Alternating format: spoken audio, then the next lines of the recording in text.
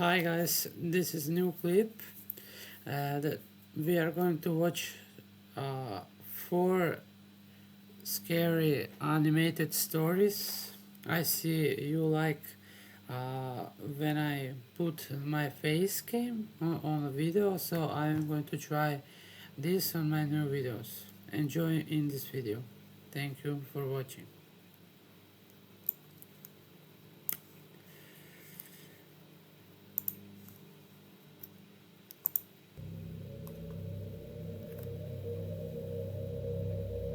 I had visited my family for the holidays and was driving back home. The trip in total was about 10 hours, which I split into 2 drives on the way up. But on the way back, I decided to power through it in one long drive. Around the halfway point, snow started coming down. It wasn't too much, so I wasn't worried about it. However, it got worse as I kept driving. Once I was 3 hours away from home, it was pouring down pretty heavily, and with the sun going down as well, it definitely was not ideal. There were almost no other cars out though, which is the only reason I decided to keep driving. The snow made it harder, but I was still on track to be home by the end of the night. It was just after the sun had fully set, and about 30 minutes out from the nearest town I'd just passed through, that I noticed a car on the road ahead of me. Their headlights were the only light on the road, in the middle of the blanket of snow covering everything else, and as I got closer, it was clear that they were stuck, or at least not moving. Their car was sideways on the road, with their hazard lights flickering, and a man was standing out in the cold next to it. Obviously, with the snow and cold, I really didn't want to stop, but it seemed I didn't have a choice. His car was blocking most of the road off that was paved. I parked just behind him. The man immediately started waving at me and walked up to my window. This is stinky situation. My car slid and got stuck there. Can you help me push it out? He spoke slowly, like his English wasn't the best, but hoping I could get back on the road as soon as possible, I agreed to help him. The car didn't really look like it was in too much snow, so maybe just a little push might actually be enough.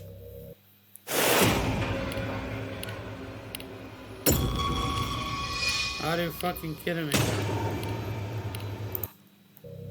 I threw my hat and gloves on, then got out. The wind hitting my face and snow instantly soaking me made me wonder why the guy even got out of his car and didn't just call for help. My face and hands were already getting numb, so I hurried to the back of his car and waited for him to get his gloves. It was too dark to see anything through the windows, and after a little bit of standing back there waiting, I looked around to see what was taking him so long. He was still leaning into the front seat, as if looking for his gloves, but I thought I heard him talking. A second later, he came back out and looked at me. Were you talking to me? I asked. He looked concerned, but said he was just talking to himself. He smiled, then walked around to the back to help me push. I couldn't help but feel like something had changed though. His whole demeanor and the situation just felt different.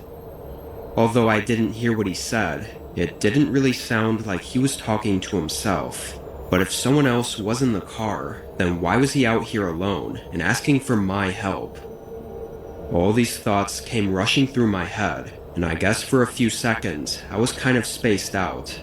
So much so that I didn't notice the man staring at me.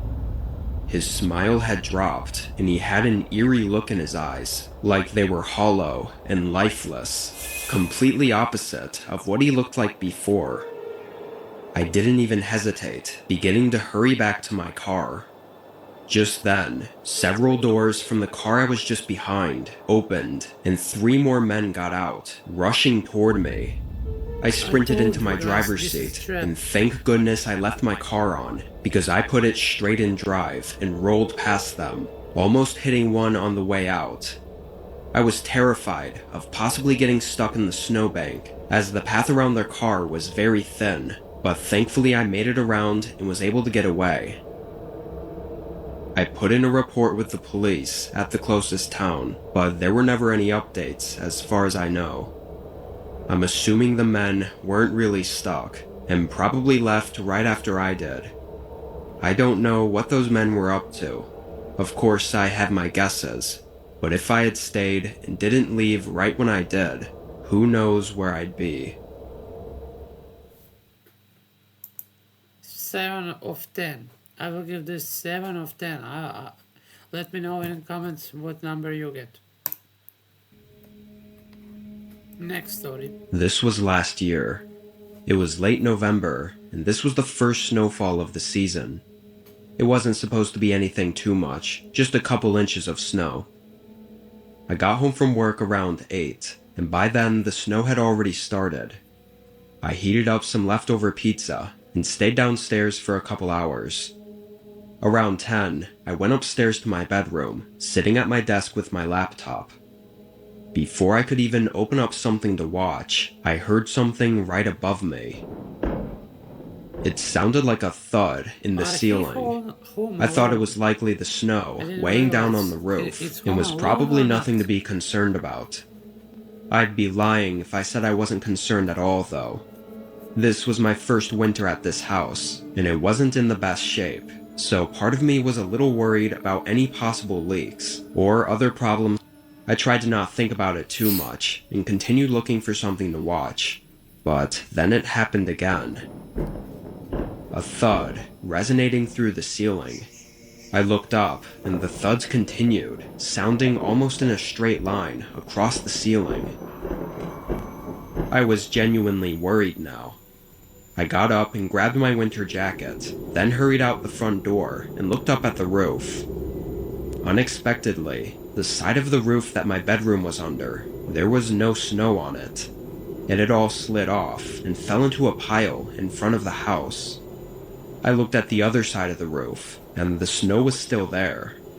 I then looked at my neighbors' homes, and all of them still had snow sitting on their roofs, like normal. I think someone is on a rooftop. The way the snow had fallen off just one side of my roof didn't seem natural, like something was either wrong with my roof, or something else had made this happen. Probably whatever those thuds were that I was hearing. With no more answers to find outside, and my whole body starting to shiver from the cold, I walked back to the front door. I opened it and hurried inside, stomping my boots on the doormat. When I looked up, though, my heart almost stopped. There were puddles of water going across the hallway. I stayed still and looked around, seeing water going through the living room and even up the stairs next to me. It only took me a second to see a boot print in one of the puddles, and I immediately turned right back around and headed out the door. I stood by the road and called the police, shivering as I tried to tell them my situation. About 30 seconds into the call, I saw something move past one of the windows in my bedroom, and moments later, a figure stood behind the glass, looking down at me. They only stayed for a second, then backed away. I didn't see anything else the rest of the time that I waited for the police. As I was waiting, though, I put together most of the pieces in my mind. Someone had made it up on the roof, making the snow fall as they walked across. There were several windows they could have gotten in from that I honestly had no idea if they were locked or not. When police arrived, they didn't find the intruder inside anymore, but they basically confirmed my theory. There were multiple trees going over top my house that anyone could easily climb, and with the windows being accessible, it made for an easy target. At least the officers think that that's the reason they broke in, just because I was an easy target. Nothing was missing though, and the way the shoe prints went through the whole house felt eerily like them looking for me. What's crazy is that I must have gone outside to check on the roof at the exact time they got in through the window. If I was any later, I would have been face to face with them, or if I'd gone back inside sooner, they might have not left tracks through the house yet for me to immediately notice. It's been nearly an entire year since this, and so far, nothing else has happened. Maybe it was just a one-time attempt, but I don't think Too I'll much ever feel trees. safe with all the Too uncertainties much of what trees. happened I that will night. definitely move them up. Okay, for me it's 9. Guys, try not to skip and listen to me. Please do everything you can to 9 of 10.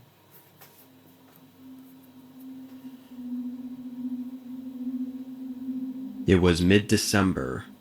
I was only 17 at the time, and every year just before Christmas week, my mom had to go on a 3-day business trip for work. Being an only child that lived just with my mom, I'd spend these days that she was gone home alone. Usually she'd leave just before winter break, so I'd be in school for most of the day. But this year she left the same day that our school let out for the holidays. I had the house to myself and wanted nothing more than to stay Bro, inside and chill all you day. can't stay Our alone city was going in the through house somewhat in of a this crazy snowstorm, world. so I couldn't really leave the house anyway. I made some of the food that was left for me, and found a new movie to watch. I had to pause it several times throughout the couple hours though, GG's, because the bro. wind and snow would suddenly pick up and get really loud. It seemed like every time I looked outside, the weather was worse. Then, around 7 or 8, It is someone worse. was walking up to the front door. I could hear their footsteps kicking against the snow, and they coughed several times as they slowly made their way up to the porch. I didn't have a clue who it could be. I paused everything and looked at the door, waiting for them to knock or ring the doorbell.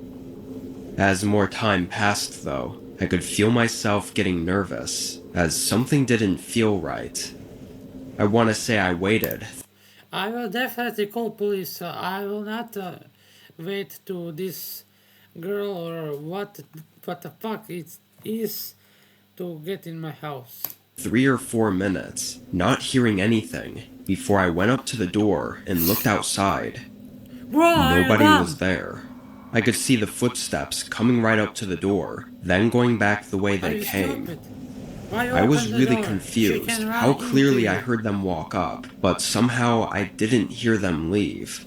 Also, with the snowstorm outside, what reason could someone have to come up to my house? I think the only reason I could settle on was that the snow made it difficult to see, and they mistook my house for theirs. Maybe they realized once they got up to the porch and didn't want to alarm anyone, so they quietly left. It's probably a bit of a stretch, but I guess it was possible. After a while, I'd mostly stopped thinking about the situation and was more caught up worrying about the storm. The power cut out a few times, lasting for several minutes before it came back on. Because of that, I couldn't really watch TV or anything, so I just sat on the couch and scrolled on my phone. It was maybe around 11, when through the harsh wind, I heard a thump against the house. I initially ignored it, but only a few moments Bro, call the later, the power police. cut out again. In this situation, you just type it into your phone and you didn't call police. Thinking the thump might have caused it, I got up. It sounded like it was from the side, near the kitchen, so I turned my phone light on, then walked over and looked around. Bro, I thought why it was you break? probably just a Just coincidence why you that the break? power shut off right after I heard the thump, but I just wanted to be sure nothing happened. I didn't see anything, and I started to walk away. Hey! I jumped and looked at the back door, seeing a man standing against the other side. The back porch light wasn't on, so he was mostly He covered is by so the dark. ugly. He is I so could only ugly. see his face peering in at me. Hey, kid, would you get the door for me? It's freezing out here, he said, putting his hand on the door and trying to open it. My head wasn't fully grasping the situation yet, and I kind of just stood there and stared at him. Kid, get the door, please. Something gave me a bad feeling. I knew better than to trust this guy, even though it was a blizzard outside.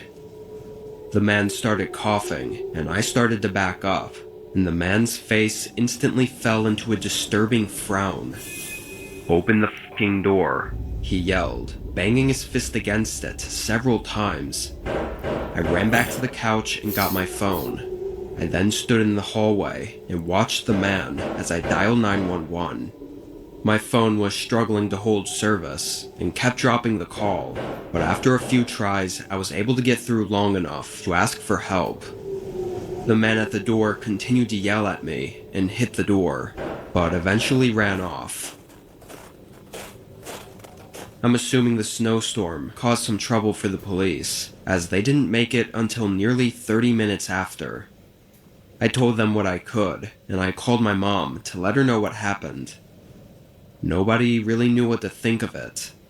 He could have been stalking me and trying to guilt me into letting him in, or he could have actually been in need of help, although it's unlikely. I never saw him again after that night, though.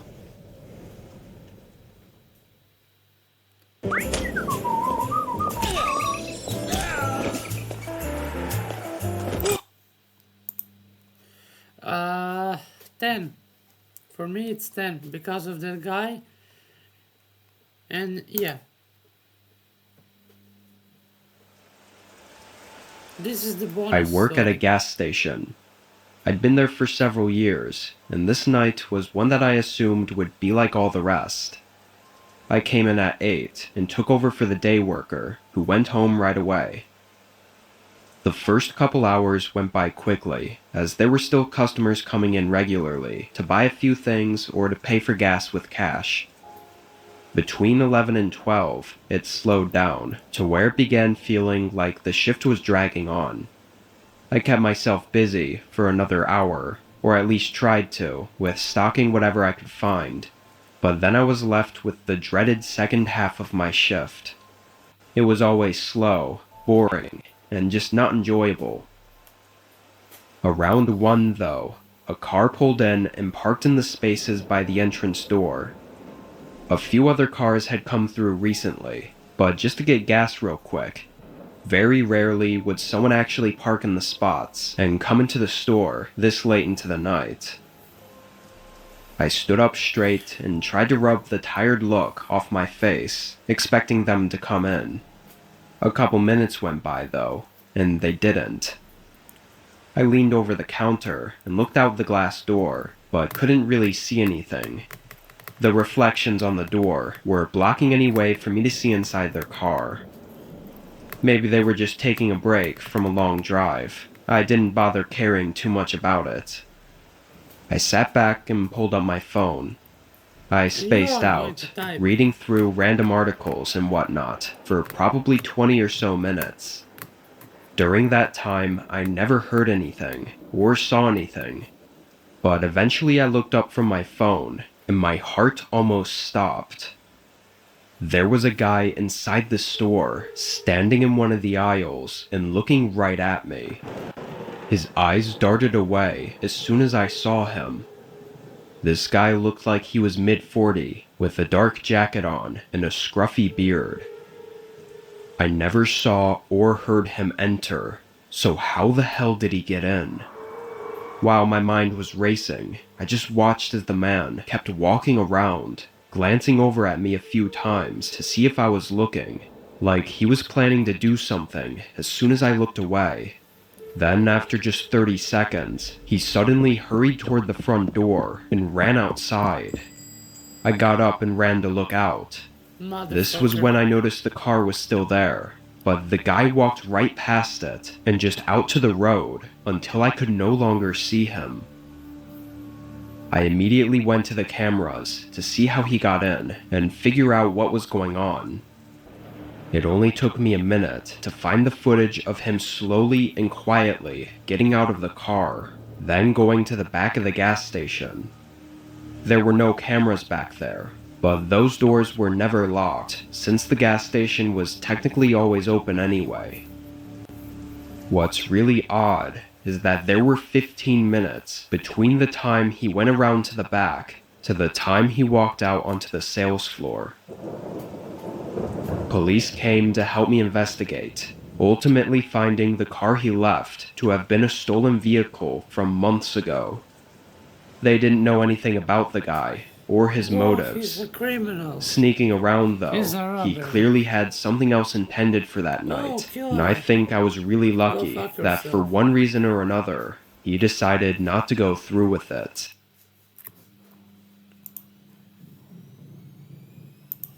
Okay, this is the all for the video. Thanks for watching. Let me know in the comments which story is your favorite. And yeah, thank you for watching. See you in the next clip. Bye!